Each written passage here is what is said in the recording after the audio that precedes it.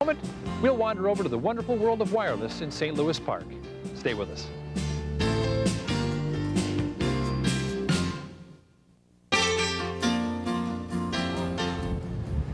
Welcome back to Minnesota Voices on Fox 29. I'm Dan Culhane, and we're on Nicollet Island. You know, TV and radio are things that we take for granted every day. But the history of broadcasting goes back to before the turn of the century. Now, there's a place nearby where you can experience this rich history. It's the Pavek Museum of Broadcasting in St. Louis Park. Pavek Museum is one of the largest collections of antique radios, televisions, and broadcast equipment in the world. The bulk of the collection was bought and paid for by Joe Pavek. From 1946 until 2 weeks before he passed away in '89. I mean, 2 weeks before he went into the hospital, he came in with a radio under his arm. Joe Pavek was a nuts and bolts salesman. He grew up in Hopkins and always wanted to start a museum. He had a passion for radios and wanted children to come in and see how things got to where they are today.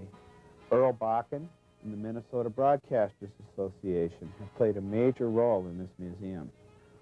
The broadcasters provide a lot of support for the museum, and they bring in the elements of the broadcast community.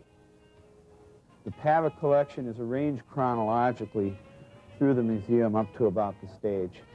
And we get into here, and there's an important piece of equipment that goes unnoticed, and it's really heavy. This is an Alexanderson alternator. This is the first device to create a sine wave, to create a radio frequency. Everything up to this point was just noise, dots and dashes, bursts of energy, but that created a sine wave that could be modulated with a voice. And Fessenden in 1906 did that. He sent the first voice broadcast out over the air, and sailors at sea listening to their crystal sets thought their radios were haunted. They were used to listening to code, and all of a sudden they heard a man's voice, a woman's voice, singing, and they couldn't believe it. It was another 14 years before the rest of the world heard voices on the radio. We had to go through all the development of the crystal detector and the vacuum tube.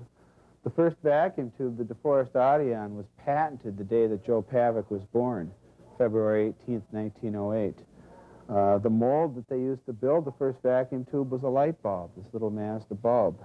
The bulk of the Pavek collection is 3-dial battery sets from the 20s.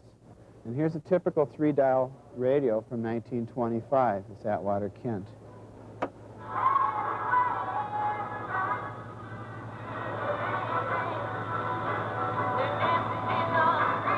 You had to tune all 3 dials to get a station. And of course, the horn speaker very much resembled the phonograph that people were used to seeing. Loudspeaker development moved into the cone speaker in 1926. But for those who couldn't afford the speaker, remember, you had to buy all these components separately. People would improvise. They would put a set of headphones on a little trumpet, headphones left over from their crystal set. Hello, wintry good morning to all my friends here at the... One of the real dinosaurs here at the Pavek Museum is the Mullen magnetophone right here. This was built in Germany in 1938, and it was brought back by Jack Mullen after the war. And this is the machine that introduced the Western world to tape recording. This is the very machine that Bing Crosby used for 2 years, and it is the machine that was the prototype for all American tape recorders. We're very fortunate to have it. The tape was manufactured in 1938, and we're going to hear a little bit of it now.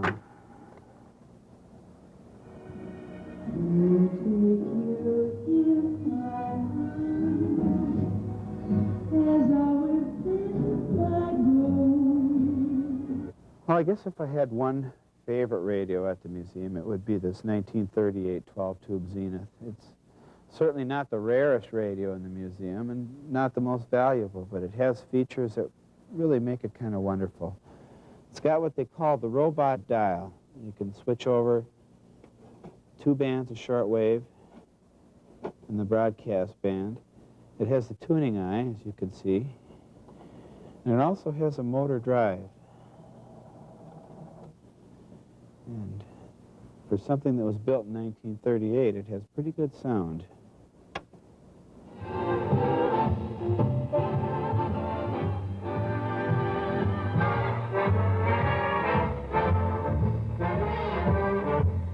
We've got three major collections here at the Pavek. We've got the Joe Pavek collection documenting the history of radio and television.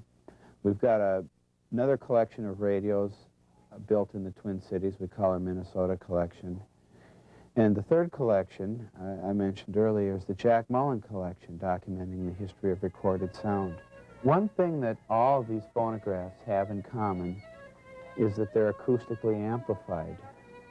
This 1927 orthophonic Victrola shares that distinction. There's no vacuum tubes, there's no transistors, there's no volume control other than the doors.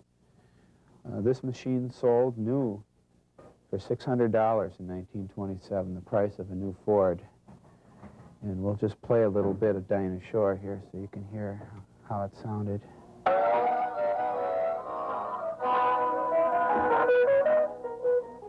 I'll turn up the volume. The Jack Mullen collection was purchased with a grant from Earl Bakken. And Earl Bakken, of course, is the inventor of the implantable pacemaker and the founder of Medtronic. Well, we do a variety of jobs here at the Pavek. There's a lot of things that we can do for the community other than just display old radios and televisions. Okay, watch your director, everyone.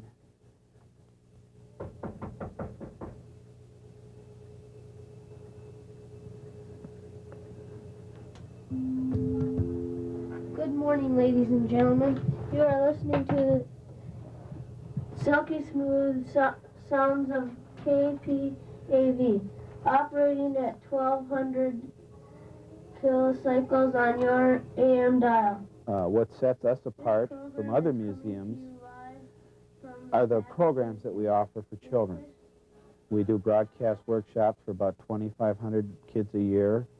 We have tours and the quiz show that you saw out there.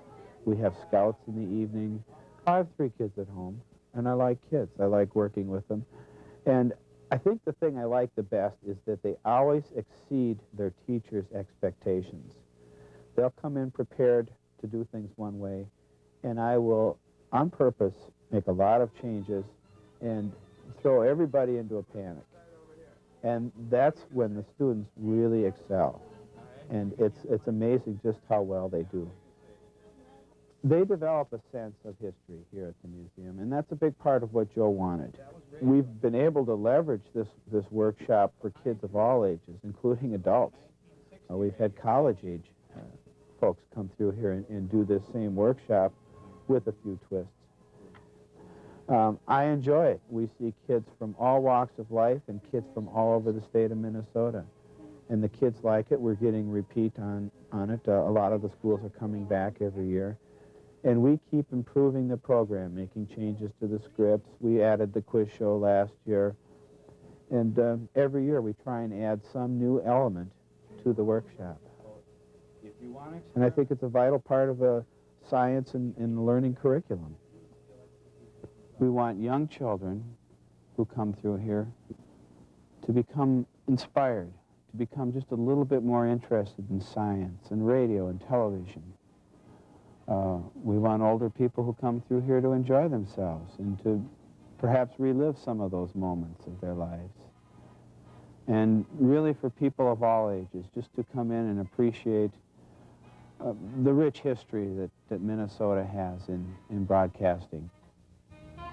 The Pavek Museum is open Tuesday through Saturday, and if you'd like to arrange a tour or would like information on the broadcast workshops, you can call the museum at 926-8198. Stay with us. We'll be back in a moment.